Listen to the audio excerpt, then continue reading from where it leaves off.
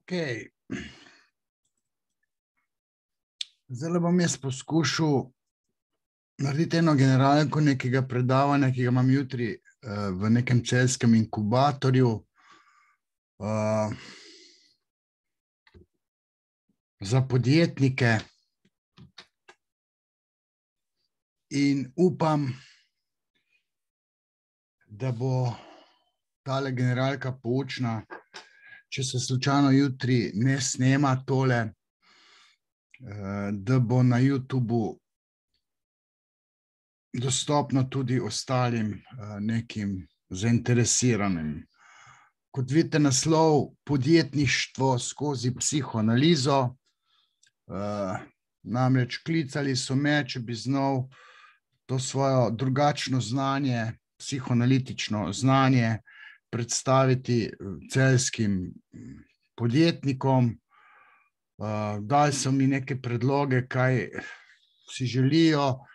Potem sem pa jaz zastavil nekako tako, da bi celotno paradigmo podjetništva nekako predstavil skozi optiko psihoanalize. Se pravi, nekaj psihoanalitičnih konceptov bi jaz rad apliciral na razumevanje podjetništva. Ne nazadnje sem imel 5 let sam SP firmo, pa še vedno sem nekje ukleščen v to podjetništvo. Vem, kako težko je, še posebej v teh korona časih. Tako da kritično misliti, biti ali ne biti, to je zdaj vprašanje. Sem si takole zastavil, ali čem zdaj jaz psihoanalitično malo sprovocirati poslušalce ali ne. To ni kar mačji kašelj, povedati nekaj, kar ne sme biti povedano. Namreč jaz veljam za kritičnega mislica, ki brez dlake na jeziku hara po politologiji, po vsakdanjem življenju, po družboslovju, ne samo po psihologiji. In skozi Freuda, ki je bil epistemološko prelomen, se stvari vidijo drugače. Bolj seksualno, v nezavednem prebija seksualnost, že otrok je seksualen, nezavedno je ta primarni proces, ima neko logiko simbolnih procesov. Če bi radi razumeli vsakdanjost, moramo v resnici prevesti to vsakdanje dogajanje po modelu sanj.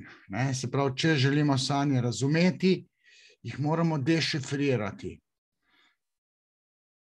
Dešifrirane sanje imajo simbolno vrednost, simbolno sporočilo in tudi vsakdanje realno življenje ima v svoji logiki simboliko.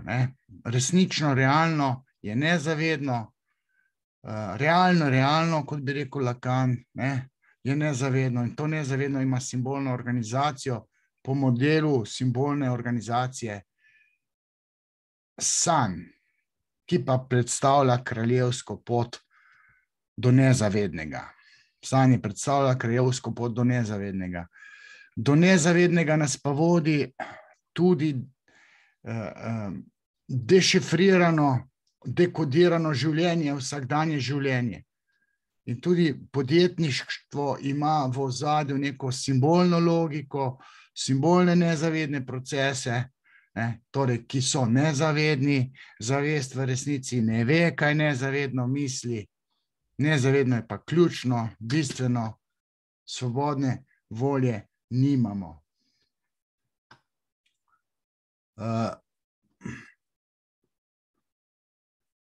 Zdaj, tale Simon Brezovar je en mlad, prodoren teoretik, ne vem, koliko se ukvarja, mogoče kar s klinično prakso, glede na to, da piše težke knjige. Njegova knjiga, ki je šla 3 leta nazaj, je o osebnostnih motnjah, kjer o Freudu pove pač, da je Freud nedvoumno ena izmed najpomembnejših zgodovinskih osebnosti. Njegove ideje so temeljito razburkale duha tistega časa in jih lahko, kar se tiče njegovega vpliva in daljnosežnosti, mirno sporejamo z Einsteinovo teorijo relativnosti in z Darwinovo evolucijsko teorijo. Teorija nezavednega, torej psihoanaliza, je epistemološko prelomila spoznavno polje 19. oziroma še bolj 20. stoletja. Epistemološki prelom, ne samo res, ampak prelom pomeni, da je Freud zavedno, za vse večne čase, zavest vrgel za psom, banalno rečeno, in v fokus proučevanja prestavil namesto zavesti nezavedno. Nezavedno je ključno, nezavedno moramo proučevati. Nezavest v resnici ne ve, kaj nezavedno resnično misli. In tisto nezavedno je ključno. Človek je slep za svoje nezavedno, je sužen svojega nezavednega, je dvakratni slepec. Prvič, njegova zavest ne ve, kaj njegov jaz nezavedno misli, jaz pa ni gospodar v lastni hiši. Poleg tega, njegovo nezavedno misli tudi simbolno, tako kot sanje. Simbolno pomeni, da je treba prevesti tisto realno, kar gledamo vsakdanje, prevesti v logiko simbolnega jezika. Po modelu interpretacije sanj. Zato je Freud epistemološko prelomen. Ta njegova topika prvotna je zavest in nezavedno. Vmes je še neka predzavest. Predzavest ima funkcijo tako zavesti kot nezavednega, se pravi, če imamo nekaj mi izrinjeno, ne v nezavedno, ampak v predzavest, pomeni, da tisto izrinjeno lahko prekličemo v zavest, lahko prekličemo, potlačitve ne moremo preklicati v zavest, ker je potlačena. Izrivane stvari niso izrivane v nezavedno, pač pa v predzavest. Iz predzavesti lahko izrinjene vsebine prikličemo v spomin, se spomnimo, jih predelujemo, imajo pa te izrinjene vsebine pa lahko vpliv na našo zavest, ne da bi zavest o tem sploh vedela, če se jo povpraša, se spomni, pa prikliče v zavest, ampak predzavestne vsebine lahko na zavest, na naše ravnanje, vplivajo na tak način kot potlačene stvari, o katerih čist nič ne vemo, pa nam determinirajo življenje. Potem ta topika zavest nezavedno, ki je simbolizirana v tej potopljeni ledeni skali, ledeni gori. Ta topika je prvotna Freudova topika, ki je potem nadgradil še s topiko jaz, nadjaz, ono. Zdaj, mogoče je tale razporeditev po telih nekih tretjinah oziroma četrtinah, in tle vidimo, da bi mogoče superego imel 2/4, torej polovica človekove duševnosti ni superego tukaj močan, niti pri moralno razsodnih moških, ampak je temelj človekove nezavedne duševnosti ono, angleško id, kjer domujejo goni in potlačitve. Tista živalskost, seksualnost, agresivnost, ki je determinirana v obliki neke jedrske energije, imenovane libido. Potem pa obstajajo pa še potlačitve.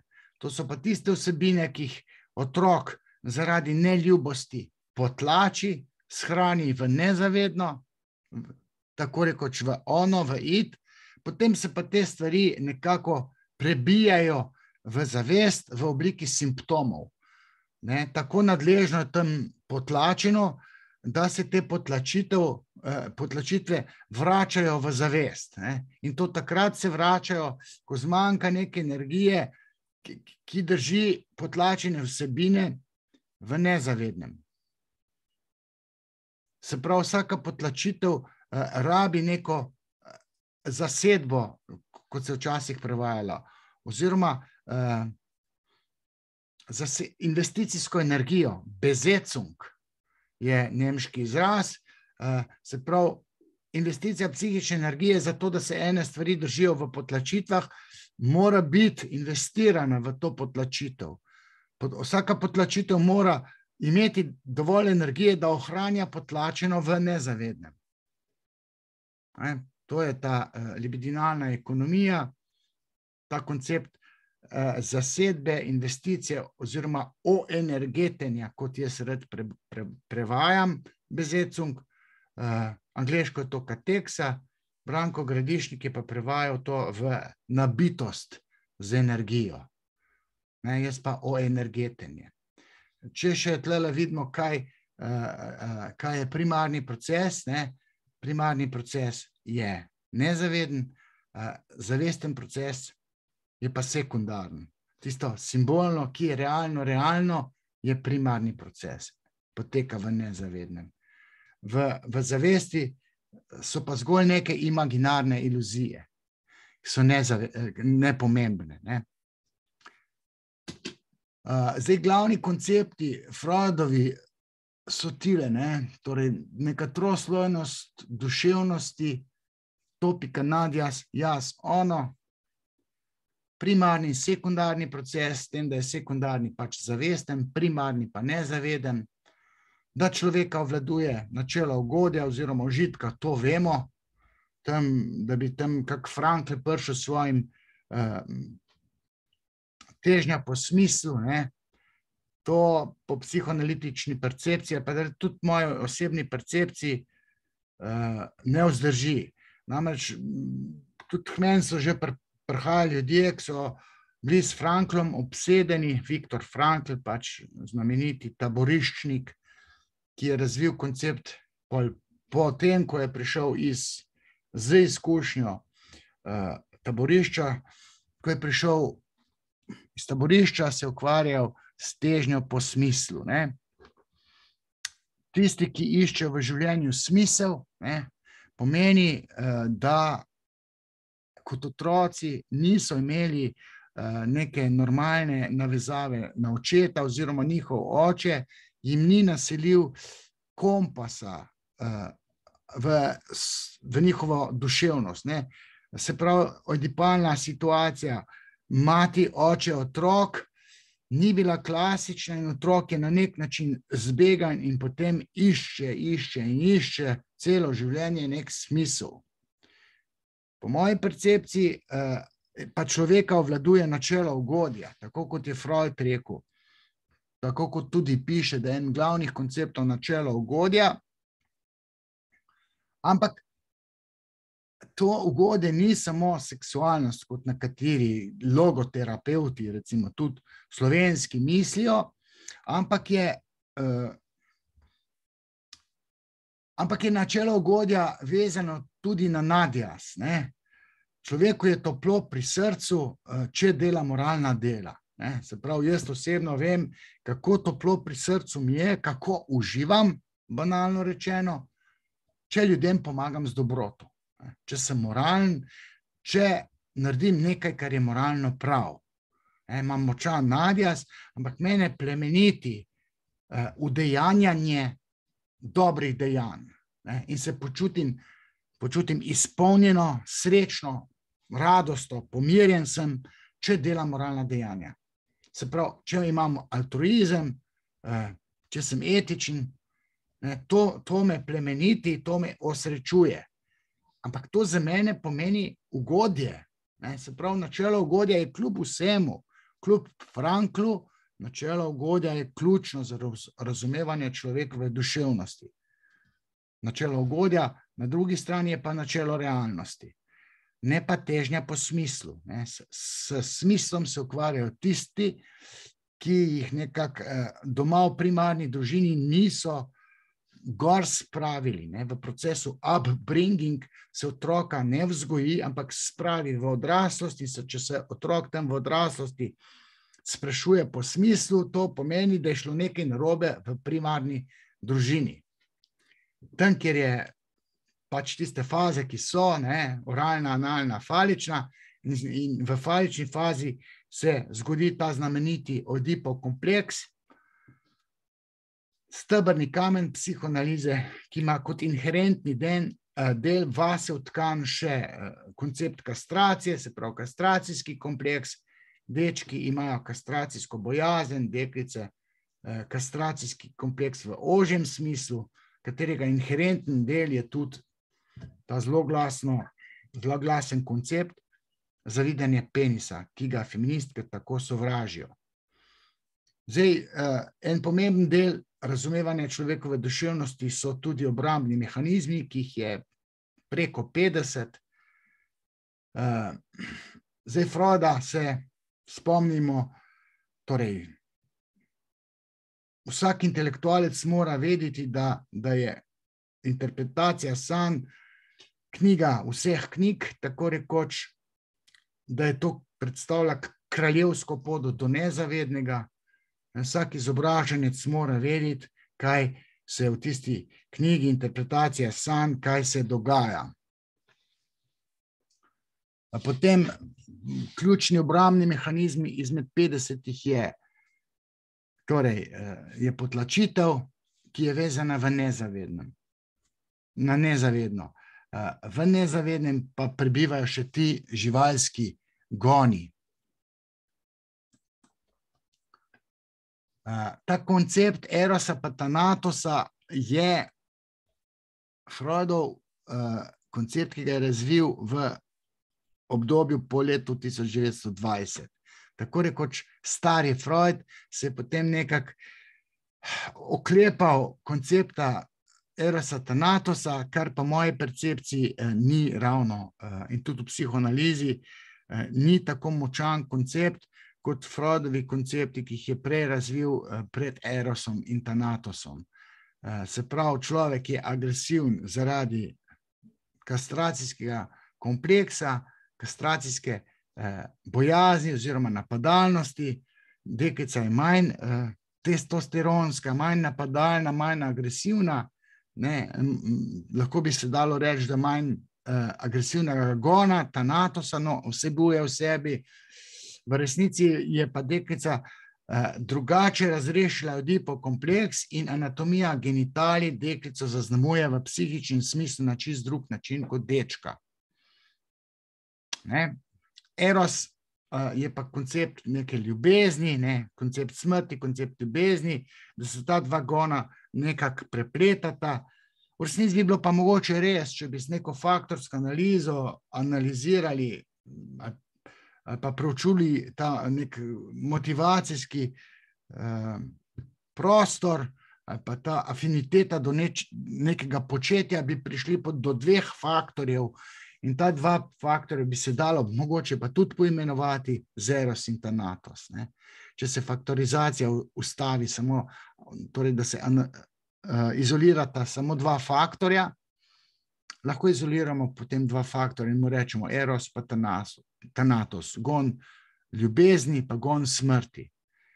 V resnici je pa, ne vem, načelo ugodja kot nagon ljubezni, ne, načelo ugodja, na drugi strani pa ni nagon smrti, ampak želja po ohranjanju načela ugodja. Ne. Se pravi, če želim čutiti ugodje, uživati, si moram to izboriti. In včasih tudi agresivno, zato da bom užival. Ne. Ampak to ni tanatos, ampak je prizadevanje k načelu ugodja. In potem postane človek na videz popadljiv. V ozadju ima pa še to kastracijo, moški recimo, in je še posebej moški tanatičen, agresiven, obvladuje ga gon smrti. Na videz. V resnici pa sam kronično bojuje proti očetu, ki mu je celo otroštvo kradel mamico in mu kastracijsko pretil in mali Oedip je potlačil jezo do tega očeta, ki ima kastratibilno sposobnost, je večji, je nepremagljiv, jaz sem pa majhen pa premagljiv. In če kaj moški, torej deček zavida svojemu očetu, je pač to njegova odraslost, njegova večjost, njegova nepremagljivost. Deklica pa nima teh afinitet, ampak ona pa mamici zavida sposobnost rojevanja, lepoto in dejstvo, da mamica ima njenega očeta in ta oče, ki je pa več vreden, ne, ta pa šteje. Ne. Ta oče je pa prvi bog za deklico, ker ima organ več kot deklica in mamica. Ne. Obedve sta brez organa, organ več in zaradi tega je več vreden, ima pa oče. In deklica bi odstranila mamo in se poročila s svojim očetom in temu se reče v Jungovi oziroma Adlerjevi psihoanalizi elektrin kompleks. Ne. Zdaj, v koncept, ki je zelo pomemben in ta je pomemben tudi za mnoge ostale psihoterapevtske šole, to je pa koncept transferja, to je pa nek fenomen čustvovanja, ki se zgodi v psihoterapevtski skupnosti med analitikom in analizantom oziroma pacientko, bom rekel. Ne. Se pravi, psihoterapeut, pa navadno so te pacientke tiste, lahko so tudi pacienti, ampak čustvovanje med istospolnim tandemom klient, terapeut ali pa stranka, pacient, terapeut, če je istospolna, to ne pomeni, da šteje samo, če sta te dva homoseksualna, ampak gre za obujanje v transferni relaciji, obujanje situacije oče, sin. Ne. Ta kombinacija je zelo pomembna za razvoj osebnosti, pomembna je za sina, ne, za razvoj njegove duševnosti in ta situacija se ponovi v psihoterapevtski seansi, če je psihoterapeut moški, pacient pa tudi moški. Sicer se pa dogaja v psihoterapiji, kadar se zgodi ta transfer, se dogodi tako rekoč zaljubljenost. Ne. Transfer v nekem banalnem smislu pomeni v resnici nezavedno ali pa celo ozaveščeno zaljubljenost pacientke v terapeuta. Obstaja tudi kontratransfer, ko se pa terapeut veže na pacientko. Zdaj, en pomemben koncept je tudi koncept simptoma. Simptom je vrnitev potlačenega. Se pravi, mi zato, da preživimo kot otroci, moramo ene stvari potlačiti, umakniti zavesti. V zavest se pa potem prerinejo v času pubertete, recimo po kakem 15. 16. letu, ali še pozneje, se prerinejo neke vsebine, to iz nezavednega se prerinejo vsebine, ki imajo status simptoma. Libido je pa jedrska energija, ne, abstraktna, to ni nikakršen hormon, ampak libido pomeni, da vsaka misel v človekovi glavi v resnici rabi bencin za to, da se misli. Ta bencin ima ime libido. Ne. In potem vsa ta libidinalna energija, libidinalna ekonomija, ko se libido pretaka iz misli na misli oziroma tudi v neki hiperinvesticijski obliki v čustva. Čustva so oenergetene, libidinalno oenergetene misli. Zdaj, psihoanaliza v Freudovem času je tudi slovela po metodi prostih asociacij. Jaz nikoli ne delam po metodi prostih asociacij, zelo redko. Če sem v popolni zagati, da bi povedal z nekimi asociacijami. Se pravi, če jaz rečem konj, pacientka reče jahanje, ne? Ali pa ne reče jahanje, ker ve, da se jaha tudi kaj drugega, ne? Rečeš hiša, nekdo reče dom, nekdo pa hiša gori. Ne? To so neke asociacije in če se naredi neka sistematizacija nekih asociacij na iste provokacije, ne? Potem se da marsikaj zvodkati po nezavednem. Zdaj obstaja še druge izpopolnjeni principi, recimo tiste packe, ko se jih pacientom kaže, na podlagi tega, kaj ten pacient vidi, se jih diagnosticira. Tudi pogosto napačno. Zato, ker na podlagi packe pa res ne moreš ti profilirati človeka in ugotoviti, ali je v redu ali ni v redu, ne? Ali je, bi rekel, mali stiren ali kakšen.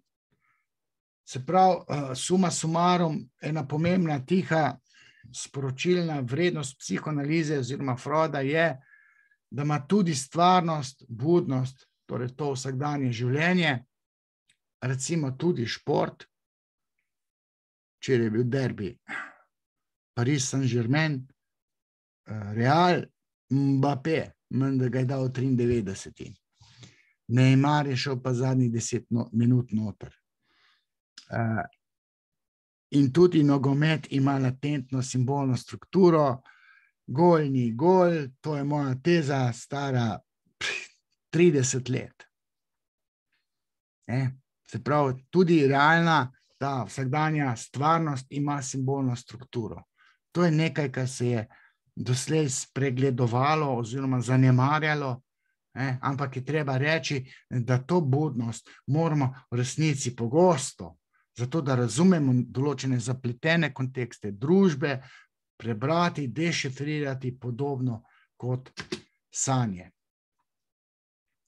V celi tej psihoanalitični zgodbi, in to je najbolj moreče za feminizem, je anatomija genitalij, torej kastracijski kompleks, ki je del Oedipovega kompleksa, ključna za razumevanje sociologije in tudi sociologije spolov oziroma te gender teorije spolov, in so vse ideologije, ki se lepi ali pa šlepa za teorijo spolov.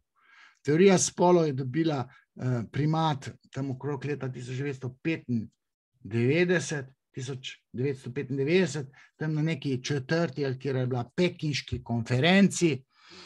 Slavnostna govornica je bila tudi takrat prevarana Hillary Clinton, pa ta decinja Judith Butler, poročena žensko, ima sina Zeprovete ali pa umetno plojenega z donatorjem, Judith Butler. Vse te feministke, to je ena vodilnih, danes vodilnih feministk, ki se bliža 70 letom, legendarna lezbika, in vse te feministke se suvajo Freudov koncept vplivanja anatomije genitalij na razvoj duševnosti, moške in ženske.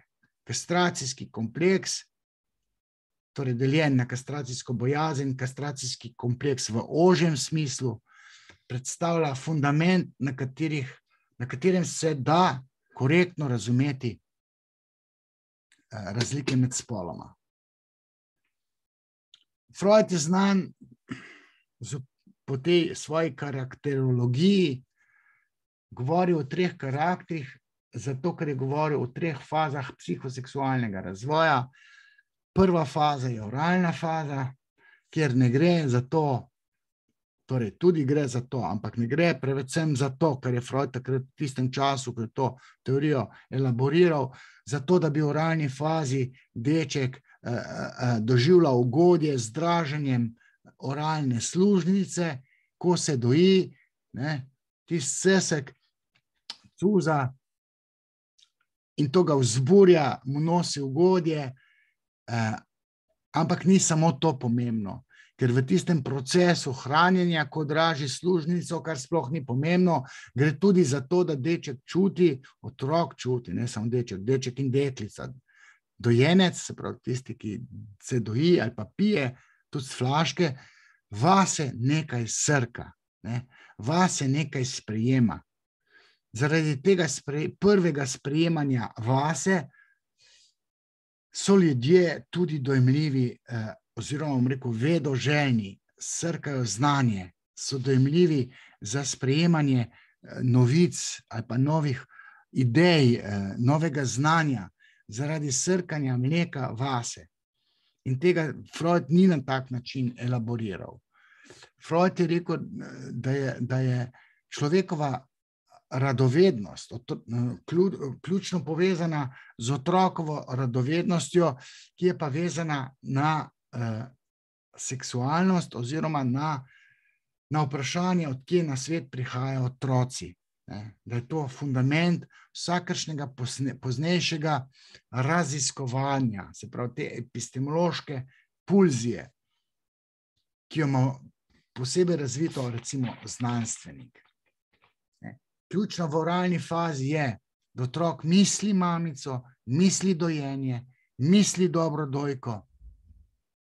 In ko videva to mamico v paketu svoje lakote, vedno znova pride tista mamica z dobro joško ali pa flaško. In otrok je blažen, ko pride dobra dojka, pa lep materin obraz, pa nahranjenje. In to se periodično ponavlja vsak dan, ne vem, prvo leto, celo oralno fazo. In človekov poznejši optimizem se napaja ravno iz te prve oralne faze, ko za dežjem posije sonce, kar bi pomenilo, vedno, kadar sem lačen in ko jokam, mamica pride in sem blažen. Vedno pride s tisto dobro dojko ali pa s flaško, uzre tisto lep mlet obraz, mamičin to božansko lepoto in je optimističen v odraslosti ravno zaradi tega dojenja.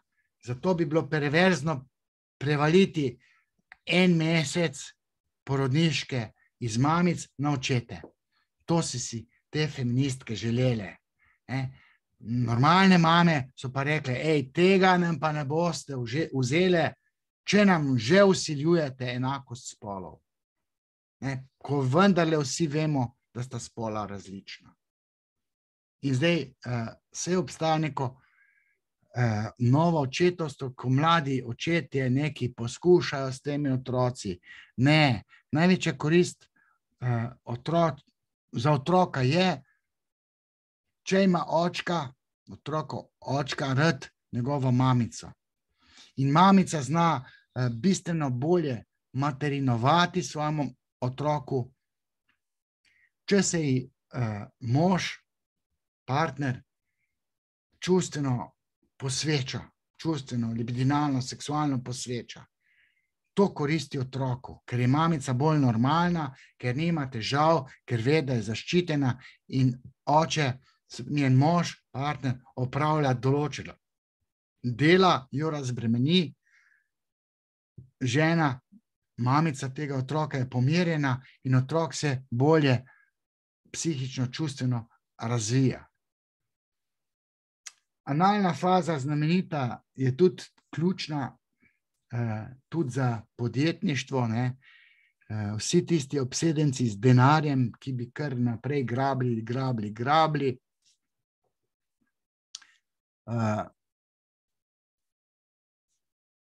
Si nagrabili denar, ga ne bi nič zapravljali, samo šparali. To skopuštvo nastane v analni fazi. Mnogi, recimo bankiri, ali pa tisti, ki kako drugače ljubijo denar in so obsedeni z denarjem in posledično tudi z deloholizmom, cele dneve delajo, v podjetništvu so pridni, namesto kosila ima pa sendvič. Zato, ker je to ceneje, dati 2 evra za sendvič ali pa 1 evro, pa pijača, pa ne vem kaj, kot pa dati 200 evrov za kosilo. Ti skopuhi so krasni deloholiki, trmasti, gre pa pri analni fazi za mislenje rituala kakanja, torej ne za draženje sluznice, kot je rekel Freud, ampak se je tudi nadgradil. Mladen Dolar je v knjigi O skoposti fantastično nadgradil Freuda, ampak Freud se je ukvarjal s to analno fazo bolj v kontekstu, da mali sralec s tem, ko izloča, draži analno sluznico in mu je prijetno.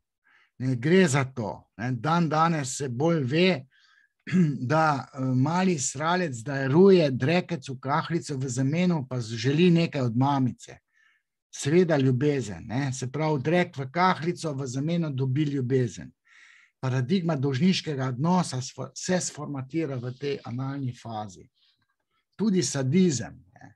Tudi vztrajnost, redoljubnost, kar je zelo pomembna za funkcionalno razvitega človeka, ki se odloči, da bo podjetnik, ne? Tam je pa treba imeti trmo, tam je treba imeti redoljubnost, biti vztrajen, ne? Moraš biti, če si vezan na podjetje, biznis ti ne sme crkniti, moraš biti vztrajen, do konca nekaj narediti po modelu, da tudi mali sralec do konca izkaka iz serije tisti drek, ne?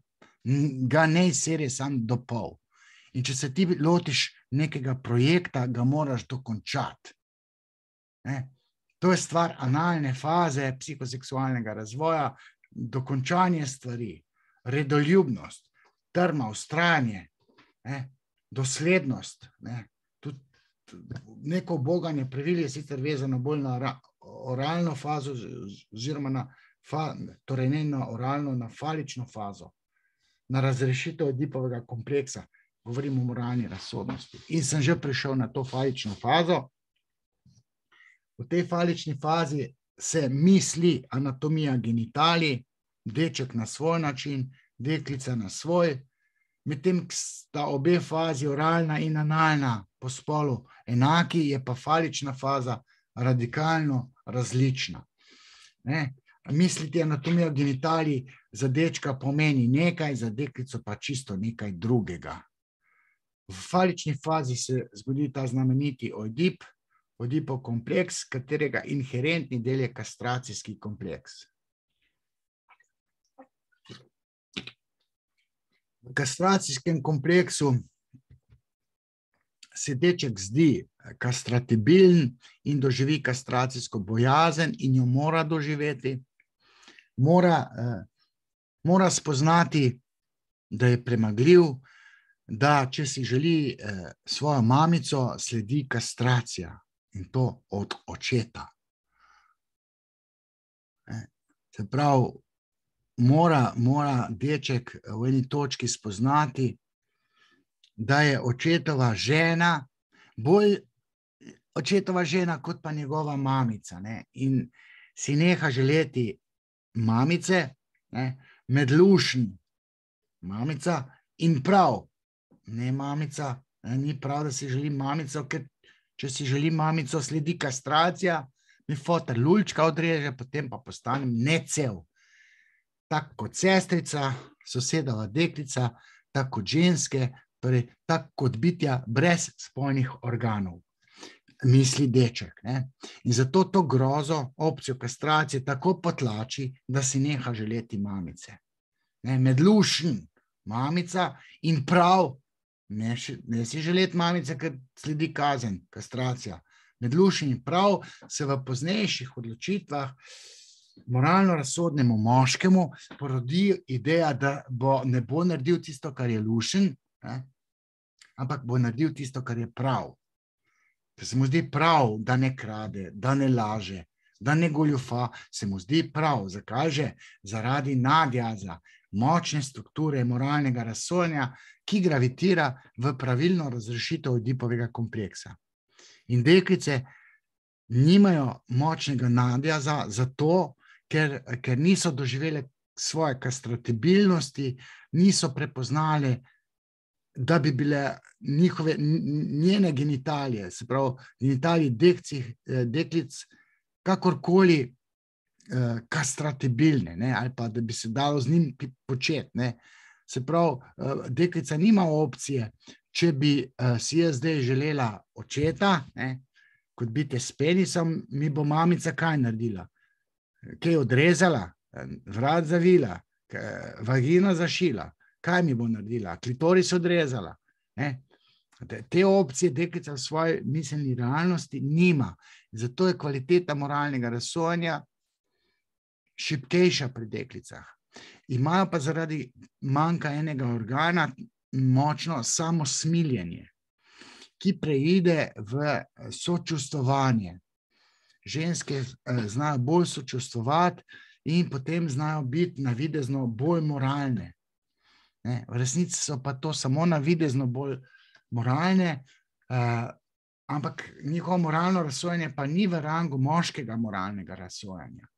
In zato določene poteze, razumske poteze, tudi v poslovnem svetu se lahko zalomijo, če ključne poteze v eni firmi da vleče ženska. Ne? Ona bo imela eno drugo logiko kot testosteronska poteza moškega. Moški v podjetništvu kastracijsko preti in se tudi boji lastne kastracije, kadar se zagusti, pride pri moških do nekega šoka, ženske se po teh težkih situacijah pa bolje znajdejo, ker so neranljive v smislu kastratibilnosti in ne zašmi poglav. Tako da moškemu, ki je tam neki frustracijski situaciji v firmi, se mu lahko zašmi po glavi, ampak včasih bi pa ženska neobremenjeno kako rešitev videla bolj trezno, zato ker ni kastratibilna. Moški, ki pa je kastratibilen, pa svojo frustracijo, torej kastracijo, lahko vtke v videnje rešitve. Ampak načeloma, če mene vprašate in očitno mene sprašujete, moram reči, da so moralne sodbe, kaj je prav, oziroma ta razsodna moč, ki je značilna za dobre podjetnike, da je vezana na moške. Ker moški imajo tudi testosteron, znajo porint, v smislu povleči neko radikalno potezo, ga ne skrbi oziroma ga skrbi, ampak ko se moški odloča, ima zmeraj še testosteron v zadnji, v smislu, da pod narekovajem. Testosteron, da ima jajca, da si upa in si želi in hoče potem poslovno tudi uspeti zmagati, upa tvegati. Ženska tvega kvečemo zaradi nevednosti. Moški pa tvega načrtno. Ženska pa tudi ne rab toliko tvegati, ker ona se v biznisu ne kurči, tako kot moški. Ni obsedena z denarjem tako kot moški, ker moški, ki v podjetništvu služi denar, se v bistvu z denarjem pa svojimi dejanji podjetniškimi kurči.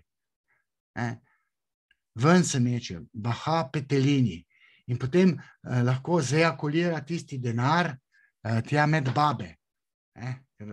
Ejakulirajoče genitalije pomenijo, da moraš imeti ti polna jajca denarja, da jih lahko zejakuliraš. Če nimaš, daj pa ledvico, modrujejo v Indiji pa Pakistanu.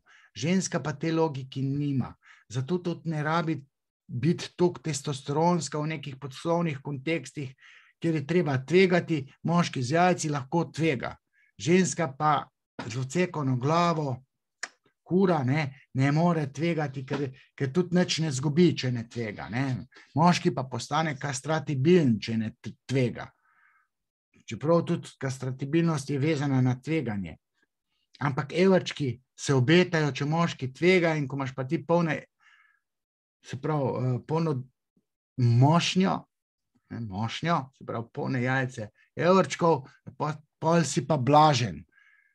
Ženska ima lahko polno nožnico denarja, moškega. Nima pa polne mošnje denarja. Mošnjo, jajce imajo moški za biznis.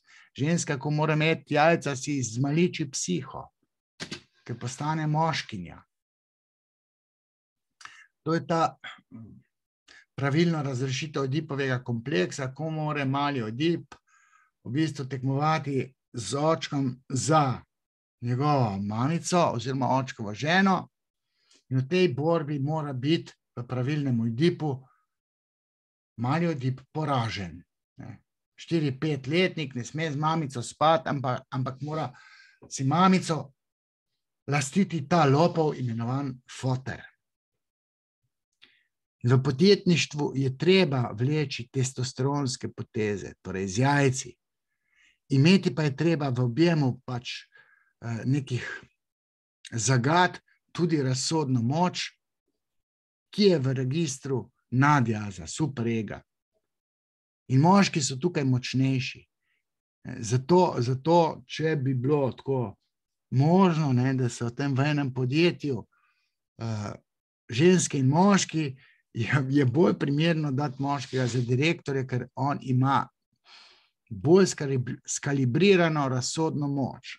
Ženske znajo biti previdne, so mogoče zaradi nekastratibilnosti včasih bolj znajdljive, ker moškemu, ko grozi kastracija, je padel nek šok in se ne znajde. Ženska pa ni toliko v šoku, ampak ona pa potem mogoče zna pa razmišljati. Torej, podjetništvo ni samo v domeni pameti, pač pa tudi nekega čustvovanja, nekih nezavednih procesov, ki pa so po spolu drugačni.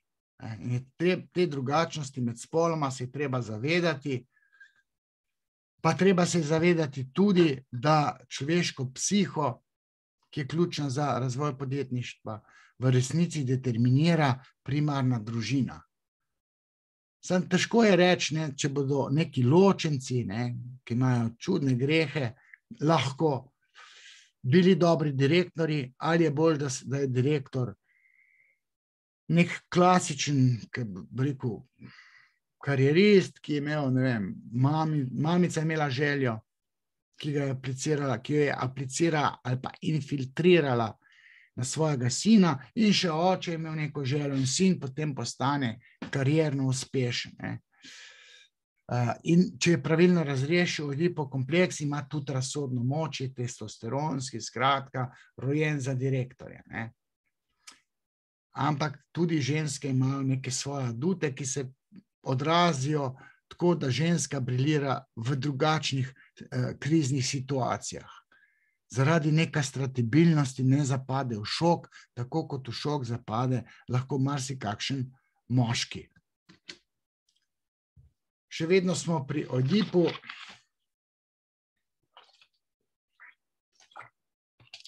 Moškega determinira tekmovalnost. To je temeljni atribut pravilno razrešenega Oedipovega kompleksa, vezanega na kastracijo.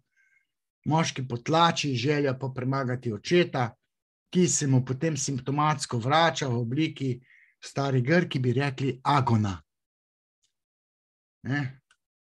Agon pomeni konflikt v resnici.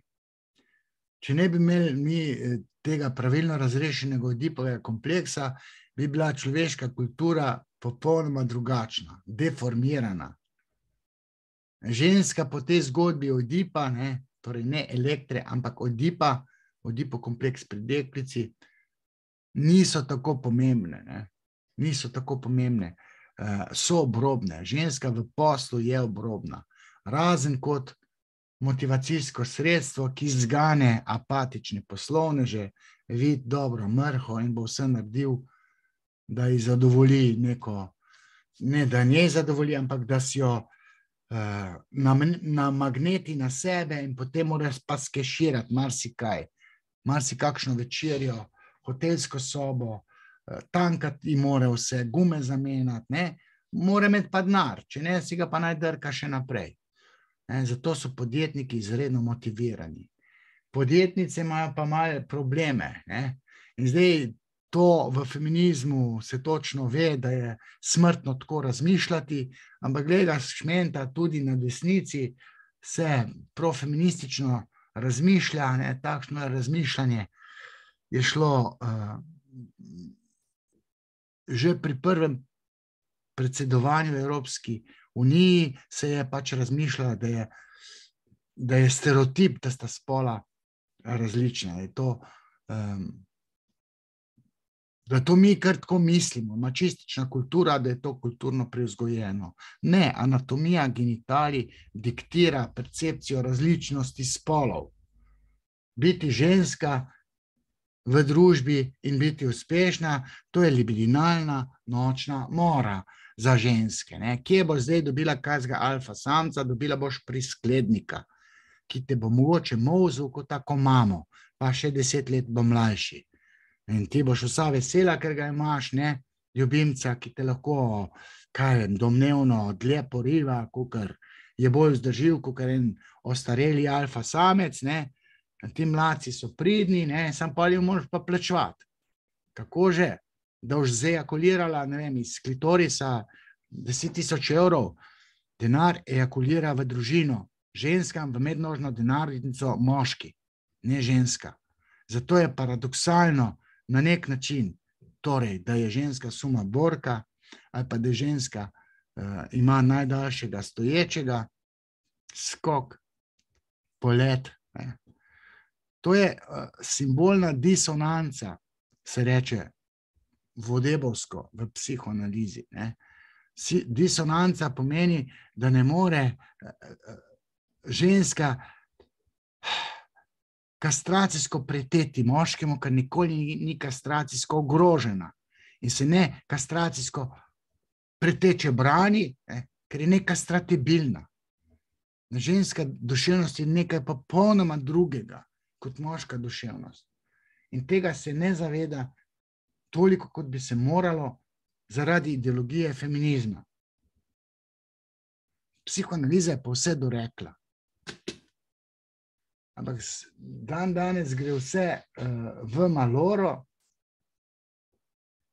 V maloro v smislu, da ženske so na svoj način izgubile kompas, moški na svoj način.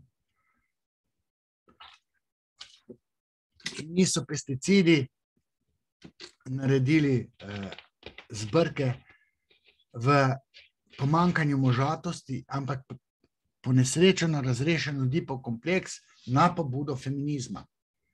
Ženske so pa tudi popolnoma zbegane.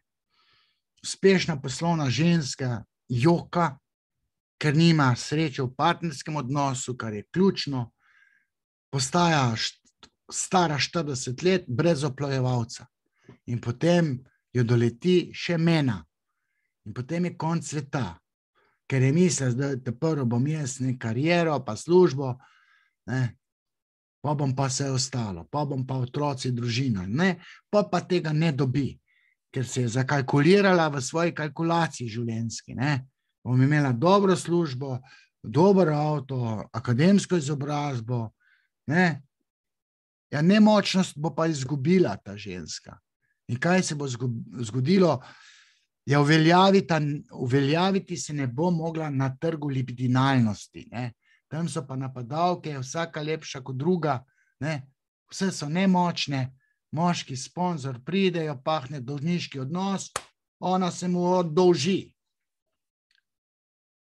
Ne, če bi ženske določene, so meni rekle, če bi mi to vedle, če bi vas brala, vaše knjige, poslušala vaše podcaste in videe, pred 20 leti jaz nikoli še diplomirala ne bi. Kaj da šele, da bi imela firmo, pa bila direktorca. Ne?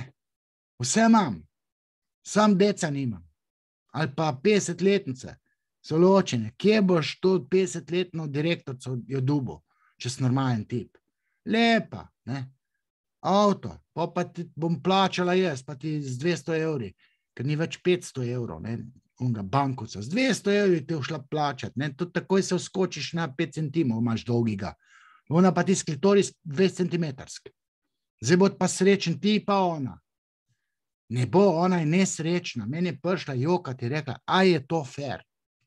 Da imam vse, sam srečo v partnerstvu pa nimam, ker me ben ne mara. Ja, itak, da vas ne mara, če imate avto v zoni za 50.000 evrov, pa direktorca ste, pa doktorica, stara 38 let. Ja, kdo vas bo pa maral? Ja, to so te sodobne moškinje, ne, ki se zakalkulirajo, globoko v sebi so strašansko nesrečne. Ok, mimo tega, da so mnoge na vodilnih položajih, ne, brez sex life-a, normalnega saj, ne, ali pa heteroseksualnega, ne, vse nesrečne, zadirčne, prepeljive, falične, ne, kastratibilne. Potem imajo pa še svoje nevrotične otroke, ker so vse ločene. Ne? Pa še na vodilnih položajih so.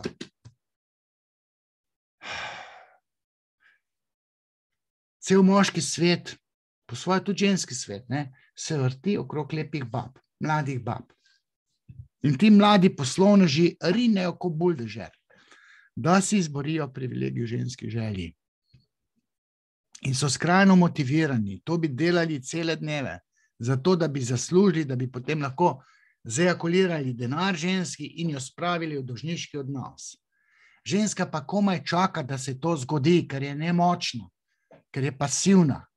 Moški je pa aktiven, kot je rekel Freud. Zdaj, o tem se pa ne sme govoriti, ne? Feministične zahteve po enakosti spolov se tepejo.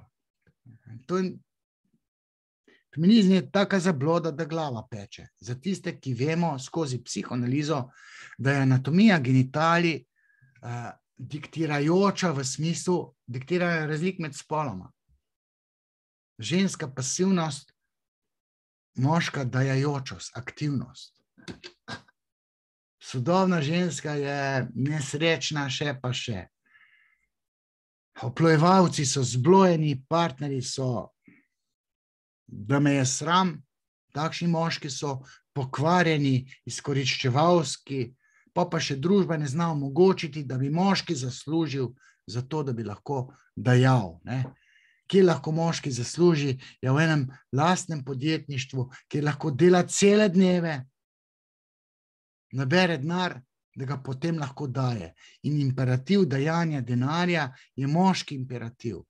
Zato, ker ga v dajanje sili anatomija aktivnih genitalij. Ne nazadnje, moški tudi stoje lula, v loku lula, to lahko naredijo otroci in so na to ponosni. Se pravi, skozi ima tiste genitalije kreativne, pa še erekcijo ima že kot otrok. In naraste mu, ne. Tudi debelina denarnice mu naraste. Denar je simbol moškega spolnega organa in moški ga mora imeti zato, da ga ženski daje. Ženska je vesela, če ji moški zajakulira denar. Rada ga zapravlja. Rada se mu dolži. In potem pa moški mislijo, ne, da jih ženska izkorišča. Ne. Današnje ženske, to so vse neke kešpičke, skozi bi izkoriščale. In potem pa jaz pravim, fantje, tako je prav, to so ta prave ženske, te so normalne ženske. In danes niso problematične normalne ženske, ki jih ni, ampak so problematični moški, ki naj bi bili normalni, pa jih ni. Mladi moški so problematični. Ženske se že nekako znajdejo. Če ne gre drugače, ima kariero, pa se znajde. Ampak ima afiniteto do gospodarja, ne. Se pravi, do tistega očeta, ki je reševal njo, bil zaščitniški, je imel moč, je bil večji kot mamica, je imel penis, je imel lulčka, ki je bil več vreden kot mi dve z mamico, ki nimamo lulčka. Očka, dej, zdaj ti, ne. In ženska ima dispozicijo, da najde alfa samca, ki bo dajal denar, ona bo pa za njega lepa. Se pravi, nimam lulčka, kaj imam pa zdaj, ja, imam pa lepo telo. Ne. Daj mi tisto, kar meni na telesu manjka, jaz ti dam v zameno celo telo. Sam daj mi ta organ, daj me zamašiti. Zajakuliraj mi malo denarja, ker bi bila rada lepa zate. Ti si pa dajajoč, ejakulirajoč. Ja, tale poslovna uspešnost žensk je enigma, oziroma enigma. Nadloga je, ne? In skozi Freuda oziroma psihoanalizo se to ve. In ženske, če bi imeli to vednost, ne bi silile v kariero na tak način, kot mlade ženske to počnejo. Torej, tale psihologija dela, ali pa industrijska psihologija, kot so rekli včasih, je zelo uporabna. Ne, če ima primes psihoanalize in vse se vidi drugače v tej zgodbi. In zdaj ta drugačna predavanja na področju psihologije dela se da krasno speljati skozi psihoanalizo, razpredati v stresu, skozi libidinalno ekonomijo in govoriti o izgorevanju. Izgoreva se pa libido, ne, ta abstraktna kategorija. libido jaza, narcistični libido in objektni libido. In potem se izgorevanje v stresu bolj razume, bolj šteka. In o tem sem jaz predal 15 let nazaj. Tukaj lahko mobbing razložim skozi psihoanalizo, ne, je vezan na podjetništvo ali pa na poslovni prostor. Ne. Mobbing je sadistično izživljanje nad neko žrtvijo, ki je lahko dispozicionirana, se pravi, prikladna, da se nastavi kot žrtev.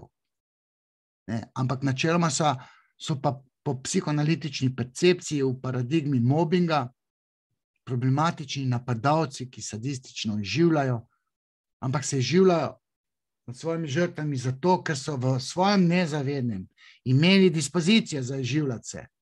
In tisto dispozicijo je treba sterapirati. In to mora delodajalec ugotoviti, da je nekdo nagnjen k mobbingiranju in ga pošlje na svetovanje, na coaching ali pa na psihoterapijo. Žrtev se pa mogoče poduči. Tudi v kakšnih stvari. Ta mobbing je vezan na analni karakter, kjer prebiva sadizem. In da obstajajo zdaj tu razlike med spoloma, tudi v kontekstu izgorevanja, v kontekstu mobbinga, obstajajo razlike. Ne? Razlike med spoloma jih psihologija ne dela, psihoanaliza jih pa še kako dela, ravno zaradi tega fundamenta psihoanalize, to je pa Oedipo kompleks, kastracija, diktat anatomije genitalij. Zdaj, če bi šel pa še v to seksualnost, ne, v podjetništvu, tam bi pa zdaj pa bila muka, ne, ker fuk brez muk je utopija, ne, in fuk kot lušen se dogaja tudi na delovnem mestu, muka pa pol pride,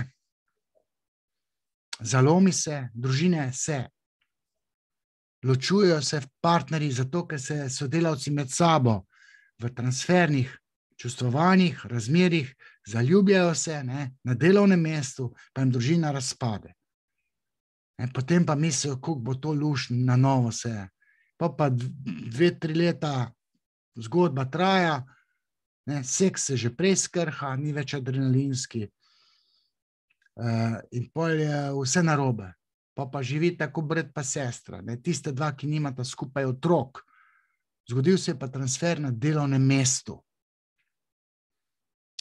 Ker pa se pa še seks zgodil na delovnem mestu, pa še, najprej flirt, ampak včasih je luštno biti v službi tudi zaradi flirta, ampak če me tole poslušate, ne se zapletati s sodelavkami, če ste šefi, sodelavke pa ne nasedati tem svojim šefom, ki so eni običajni, znajo biti fuk fehtari, ne mu dati, vikajte se. Sem pa službo zgubila, če mu ga nem pofafala, pa take, ne. Dost imam. A je bilo tega treba, tazga predavanja? Seveda ga je bilo treba.